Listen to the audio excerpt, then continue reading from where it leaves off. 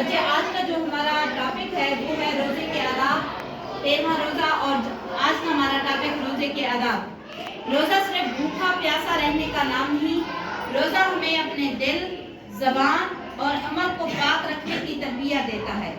جو بچہ روزے کے آداب سیکھ لیتا ہے وہ رمضان کے اصل مقصد کو سمجھ جاتا ہے۔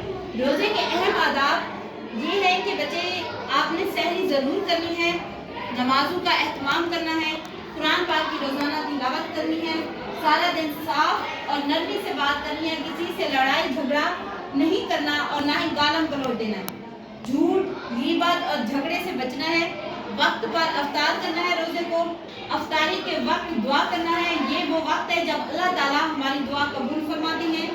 دوسروں کے لیے آسانی پیدا کرنی ہے، کسی کے کام میں رکاوٹ پیدا نہیں کرنی ہے بلکہ کام میں آسانی پیدا کرنی ہے، غریبوں کا خاص خیال رکھنا ہے، زکوٰۃ فطرانہ دے کر غریبوں کی مدد کرنی ہے۔ یہ ہیں بچے آج کے روزے کے آداب۔